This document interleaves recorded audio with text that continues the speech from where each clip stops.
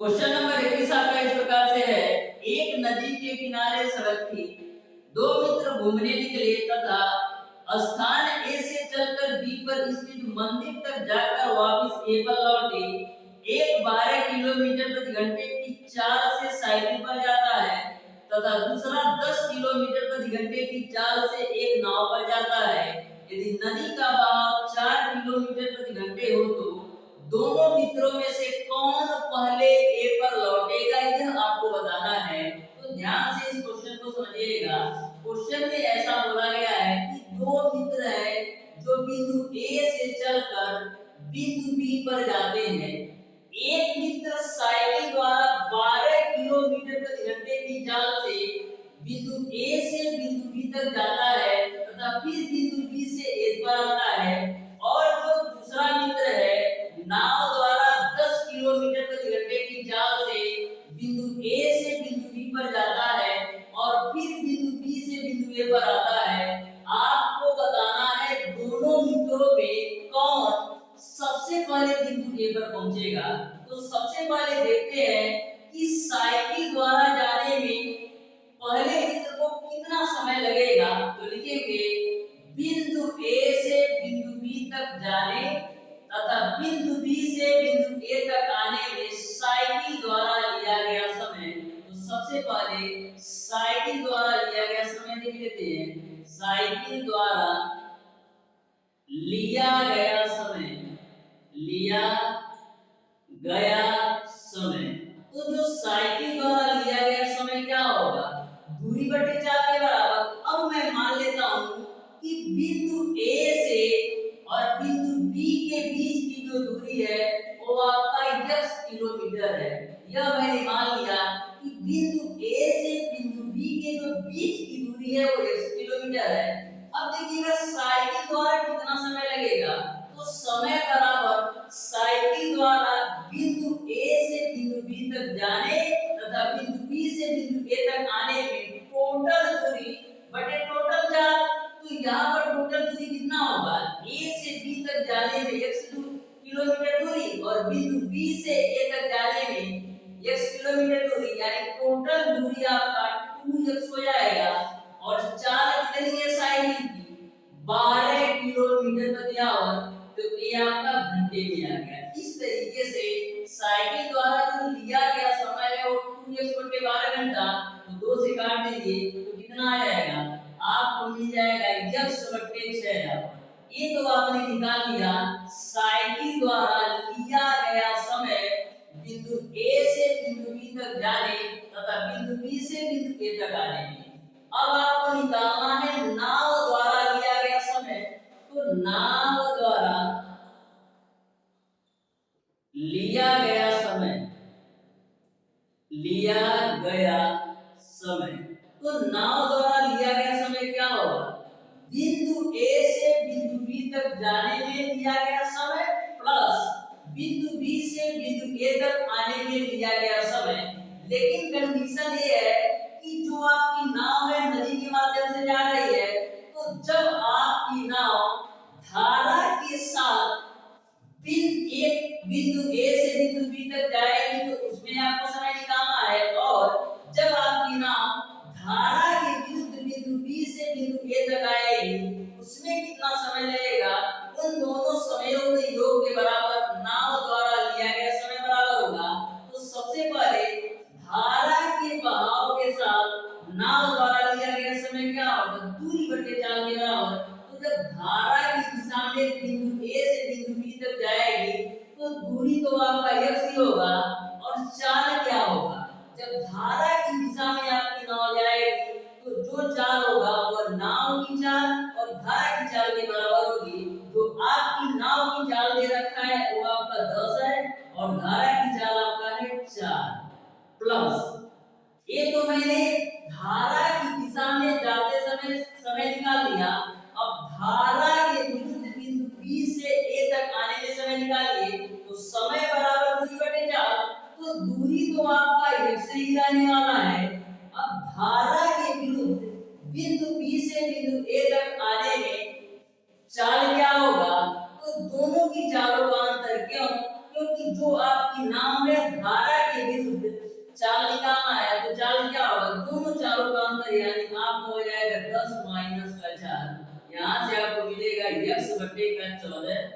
Plus का x बटे का 6, इसको आप सॉल्व करिए तो 14 और 6 का एक्शन कितना होगा, 42 होगा।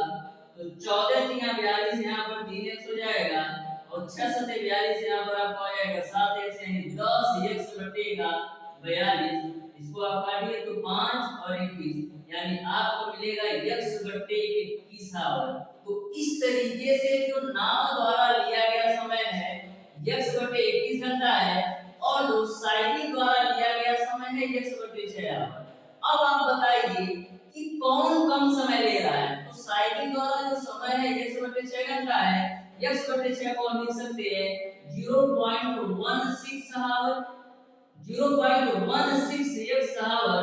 और इसको आप काटेंगे 21 को 1 से तो कितनी बार में जाएगा, 21 चौक 84, यानी कि 0.4, फिर आपका 16 बचेगा, 0 बचेगा, फिर मान लीजिए 7।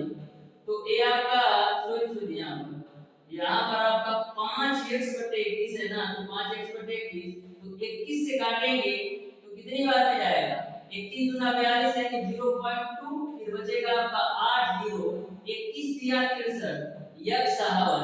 यानी कि आप देख रहे हैं कि जो साइकिल द्वारा लिया गया समय है वह नाव द्वारा लिए गए समय से कम है। यानी कि जो आपकी साइकिल होगी बिंदु A पर सबसे पहले आएगी। इस तरीके से इस क्वेश्चन का जो आंसर होगा वो आपका ऑप्शन नंबर बी सही हो जाएगा। उम्मीद करते हैं प्यारे दोस्तों यह क्वेश्चन आपको समझ में आया होगा। अब देखिएगा क्वेश्चन नंबर 22, जो आपका क्वेश्चन नंबर 22 और क्वेश्चन नंबर 23 है, बहुत ही लेंथी क्वेश्चन है। तो कभी भी आपके एग्जाम में क्वेश्चन नंबर 22 या क्वेश्चन नंबर 23 की तरह या गिरा कर सकते हैं। कभी भी आपके एग्जाम में लेंथी क्वेश्चन पूछे जिसको आपको सॉल्व करने में 5 से 6 मिनट लग जाए, ऐसे क्वेश्चन को मत सॉल्व कीजिए। ऐसे क्वेश्चन की बजाय यदि आप 5-6 मिनट किसी दूसरे क्वेश्चन पर देंगे तो मैक्सिमम 4 से 5 क्वेश्चन सॉल्व कर लेंगे। तो क्वेश्चन नंबर 22 और क्वेश्चन नंबर 23 को अभी सॉल्व नहीं करते हैं क्योंकि जो आपका क्वेश्चन नंबर 22 से लेंदी है।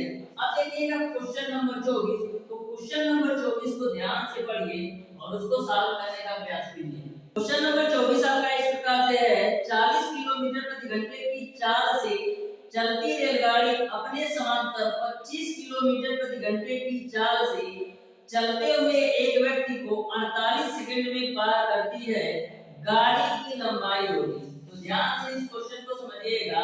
आपको गाड़ी की लंबाई बताना है। तो सबसे पहले मैं मान लेता हूं कि गाड़ी की लंबाई जो है वो मैंने मान लिया x है। अब यहाँ पर कंडीशन ये है कि जो आपकी ट्रेन है और जो आपका व्यक्ति है दोनों एक दूसरे के समांतर दिशा में चल रहे हैं, यानी कि जिस डायरेक्शन में आपकी ट्रेन जा रही है उसी डायरेक्शन में आपका व्यक्ति भी जा रहा है। लेकिन जो व्यक्ति है इसकी चाल 25 किलोमीटर प्रति घंटा है और ट्रेन की चाल 40 किलोमीटर प्रति घंटा है। तो मैंने आपको बताया था कि जब दोनों वस्तुएं एक दूसरे के समांतर दिशा में जाती हैं तो वहां पर जो आपका सापेक्ष चाल होता है वह क्या होता है, दोनों की चालों के अंतर के बराबर। तब जब दोनों वस्तुएं एक दूसरे के समांतर दिशा में जा रही हो तो जो आपका सापेक्ष चाल होता है दोनों की चालों के अंतर के बराबर। तो दोनों की चालों का अंतर कितना है, 40 - 25, यानी कि 15 किलोमीटर प्रति आवर। ये आपने सापेक्ष चाल निकाली।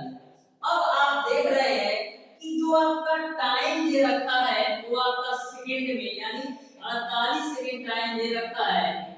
टाइम जो दे रखा है वो आपका सेकंड में दे रखा है और आपने सापेक्ष चाल निकाला है वो 15 किलोमीटर प्रति आवर। तो किलोमीटर प्रति आवर को मीटर प्रति सेकंड में भी चेंज कर लेते हैं। तो किलोमीटर प्रति आवर को मीटर प्रति सेकंड में चेंज करने के लिए इसमें आपको 5/18 से गुणा करना पड़ेगा। तो 3 से काटिए, 3 × 5 = 15, फिर 3 × 18, तो आपको मिलेगा 25/6 मीटर प्रति सेकंड।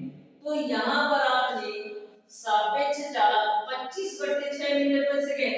अब आपको पता है कि चाल बराबर दूरी बटे समय होता है, तो सापेक्ष चाल है आपका 25/6।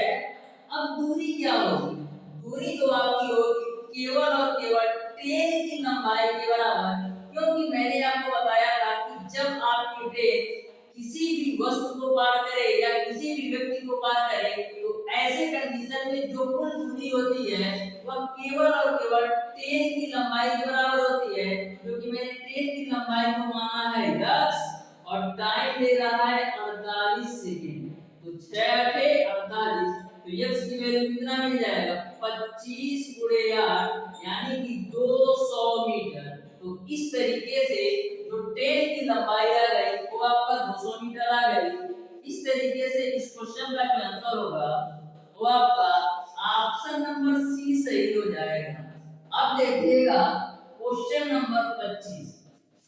क्वेश्चन नंबर 25 आपका इस प्रकार से है, एक गाड़ी के पहिए की त्रिज्या 50 सेंटीमीटर है, 1/9 सेकंड में 80 डिग्री का कोण घूमता है, पहिए की चाल किलोमीटर प्रति घंटा में होगी। तो ध्यान से क्वेश्चन को समझिएगा। क्वेश्चन में बोला गया है कि जो पहिए की त्रिज्या है वो 50 सेंटीमीटर, तो मैं मान लेता हूं कि जो पहिए की त्रिज्या है वो r है, जिसकी वैल्यू आपका है 50 सेंटीमीटर, और बोला गया है कि 1/9 सेकंड में जो पहिया है 80 डिग्री का कोण घूम जाती है। तो आपको पहिए की चाल बताना है किलोमीटर प्रति घंटा में। तो सबसे पहले ये देखते हैं कि जो आपकी पहिया है एक चक्कर पूरा करने में कितनी दूरी तय करती है। तो लिखेंगे एक चक्कर पूरा करने में, एक चक्कर पूरा करने में पहिए द्वारा तय की गई दूरी, तय की गई दूरी। तो जो आपकी पहिया है एक चक्कर पूरा करने में कितनी दूरी तय करेगी, तो अपने परिधि के बराबर तय करेगी, जो कि आपको पता है कि जो आपकी पहिए की परिधि है वो आपका 2πr के बराबर, क्योंकि आपको पता है कि जो आपकी पहिया है एक चक्कर पूरा करने में अपने परिधि के बराबर दूरी तय करेगी। तो पहिए की जो परिधि होगी वो 2πr के बराबर होगी। अब यहाँ से 2 पाई को वैसे ही रखते हैं और r की वैल्यू आपको पता है 50, यानी कि 100 पाई सेंटीमीटर। यानी कि जो आपकी पहिया है एक चक्कर पूरा करने में जो दूरी तय करेगी वो 100 पाई सेंटीमीटर के बराबर। अब आपको यह भी पता है कि एक चक्कर पूरा करने में जो कोण बनाएगी वो आपका 360 डिग्री का।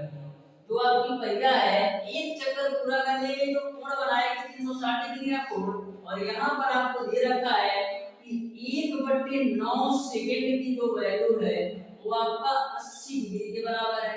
यदि हमको 360 डिग्री का मान पता चल जाए कि 360 डिग्री कितने सेकंड के बराबर है तो हमारा काम हो जाए। तो यहाँ से सबसे पहले देखिए 1 डिग्री का मान किसके बराबर होगा, 1 डिग्री का मान 1/9 × 80 सेकंड के बराबर होगा, यानी 1 डिग्री का जो मान होगा 1/720 सेकंड के बराबर होगा।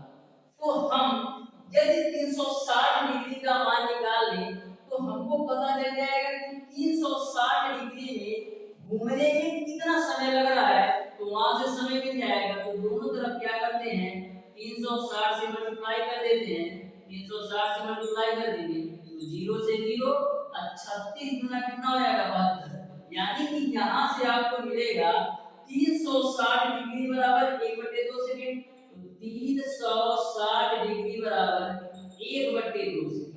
अब आपको पता चल गया कि एक चक्कर पूरा करने में 1/2 सेकंड लेती है और एक चक्कर पूरा करने में जो दूरी तय कर रही है वो आपका 100 पाई सेंटीमीटर है। तो अब चाल निकाल सकते हैं। तो चाल बराबर क्या होता है दूरी बटे समय। तो दूरी आपकी तय की 100 पाई और समय आपका आया 1/2। तो यह आपका चाल कितने के बराबर होगा 200 पाई, यूनिट क्या होगा सेंटीमीटर प्रति सेकंड। यहाँ तक समझ में आया।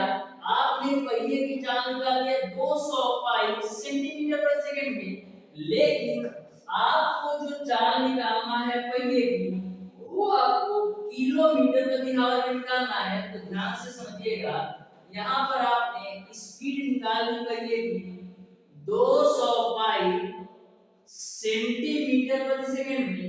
तो सबसे पहले आप सेंटीमीटर को मीटर में चेंज करते हैं, तो सेंटीमीटर को 1 मीटर में 100 सेंटीमीटर होता है, तो इसमें 100 से भाग दे देते हैं, तो 200 पाई सेंटीमीटर प्रति सेकंड है। इसमें हम जब 100 से भाग देंगे तो ये आपको मिल जाएगा 2 पाई मीटर प्रति सेकंड।